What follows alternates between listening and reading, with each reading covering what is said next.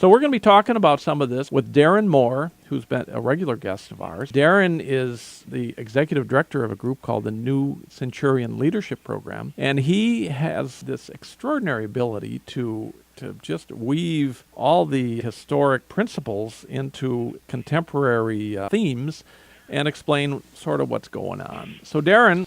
Good morning, Jay. Thanks again for having me on. Whew, what a narrow miss we had last night, huh? Yeah, I remember when the government shut down in under Newt Gingrich. Not many people's lives were affected, but it bespeaks a complete chaos in the country when it does shut down. Wouldn't you say?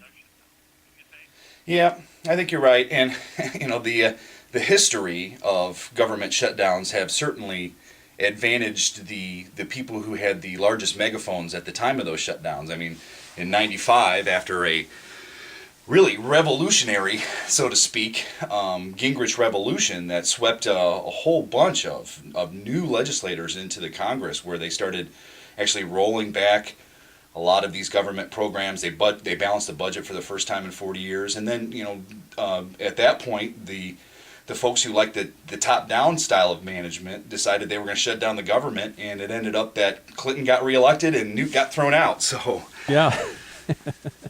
So how is it that this goes on, do you think? I mean, nobody I know really talks about revolution. I mean, they on the outermost extremes, but nearly all of us have this confidence that one way or another everything's going to work out. Don't you think? Well, yeah. I think that's true to some extent.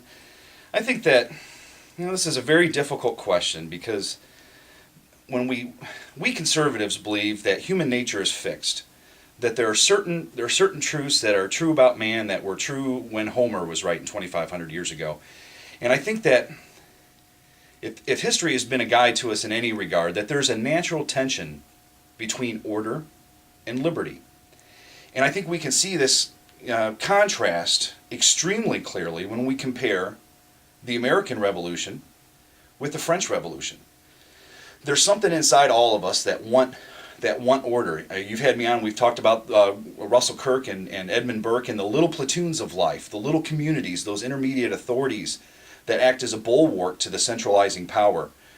But also, there is something inside of every man that is an emancipatory spirit, the feeling of liberation, the feeling of breaking down the traditional institutions that actually nourish and allow for liberty, the blessings of liberty. And so I think that there's this natural dualism in man, that he wants order, but he wants freedom. And so when you look at what the American Revolution was, and these were men who looked back through history and saw all of the mistakes and said, okay, how do we avoid those? How do we create an order that allows for the blessings of liberty? Where on the other hand, the French Revolution, which Burke was, he's the founder of conservatism, he excoriated what the French revolutionaries were doing, because they wanted liberty, fraternity, and equality, and in the process they tore down every institution. They tried to free man from the little platoons, from the government, and what they got instead was a reign of terror.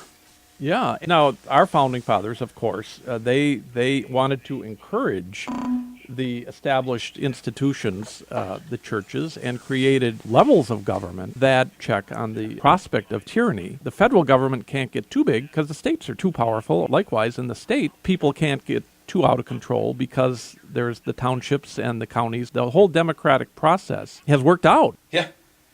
It's very interesting. A lot of folks aren't familiar with the real root of the American founding.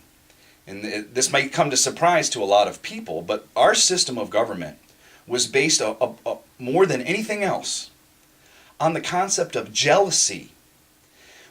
The founders knew that if they separated the powers, that each of the powers would be jealous of the other powers and therefore form a check, a balance on another. The states would jealously covet their own power. They would hold on to their own power, and the legislature would make sure that the executive wouldn't get too powerful. And so all of these desires for power ended up working against one another to create a balanced government, so that way liberty could thrive. Okay, Darren, we're going to pick this up in the future again. and because the clock keeps ticking. Sure. You need 2 hours, You need Jay. 2 hours, We do Jay. need 2 hours. We got to work on that. Thanks, Darren. I enjoyed it.